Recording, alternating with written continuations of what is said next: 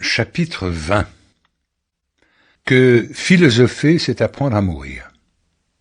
Combien a la mort de façons de surprise. Le danger constant de chaque heure, jamais personne ne le prévoit assez.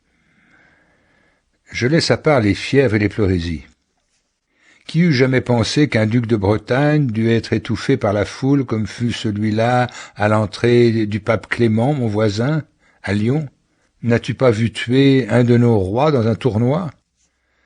Et un de ses ancêtres ne mourut-il pas heurté par un pourceau?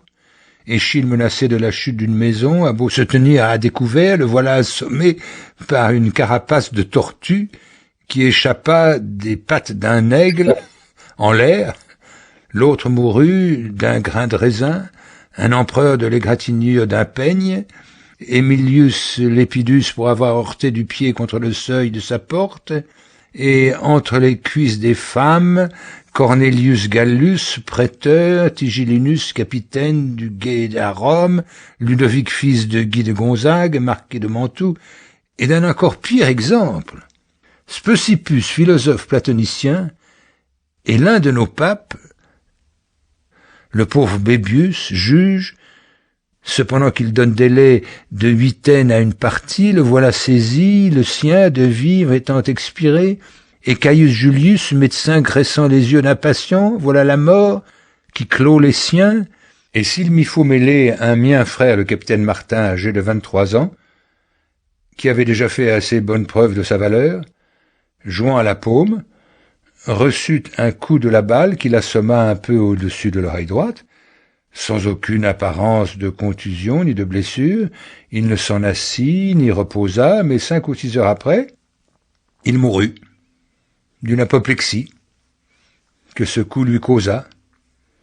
Ces exemples si fréquents et si ordinaires nous passant devant les yeux, comme est-il possible qu'on se puisse défaire de la pensée de la mort, et qu'à chaque instant, il ne nous semble qu'elle ne nous tienne au collet? Qu'importe, me direz-vous, comment que ce soit, pourvu qu'on ne s'en donne point la peine. Je suis de cet avis, et en quelque manière qu'on se puisse mettre à l'abri des coups, fût-ce sous la peau d'un veau, je ne suis pas homme qui recule, car il me suffit de passer à mon aise, et le meilleur jeu que je puisse donner, je le prends aussi peu glorieux au reste et exemplaire que vous voudrez. Je préférerais passer pour un fou et un nigaud, pourvu que mes défauts, en me trompant, me plaisent, plutôt que d'être sage et d'enrager. Mais c'est folie d'y penser, arriver par là. Les hommes vont et viennent, ils trottent, ils dansent, de mort, nulle nouvelle. Tout cela est beau, mais aussi quand elle arrive, ou à eux, ou à leurs femmes, enfants et amis, les surprenant à l'improviste, quel tourment, quel cri, quelle rage, quel désespoir les accable. Vites-vous jamais rien si rabaissé, si changé, si confus? Il y faut pourvoir de meilleures heures. Et cette nonchalance bestiale, quand elle pourrait loger en la tête d'un homme d'entendement, ce que je trouve entièrement impossible, nous vend trop cher ces denrées. Si c'était ennemi qui se peut éviter, je conseillerais d'emprunter les armes de la couardise, mais puisqu'il ne se peut, puisqu'il vous attrape fuyant et poltron aussi bien qu'honnête homme, apprenons à le soutenir de pied ferme et à le combattre. Et pour commencer à lui ôter son plus grand avantage contre nous, prenons voie toute contraire à la commune, ôtons-lui l'étrangeté, pratiquons-le, prenons-en l'habitude.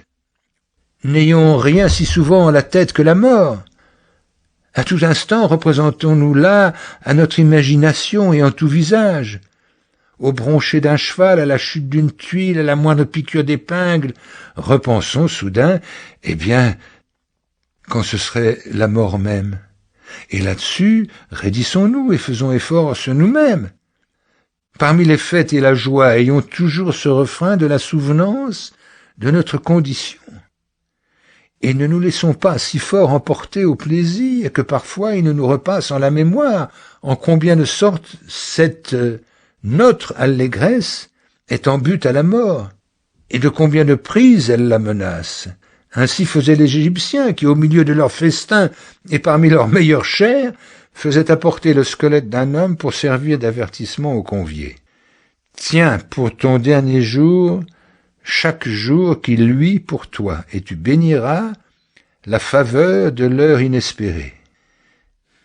Il est incertain où la mort nous attende, attendons-la partout.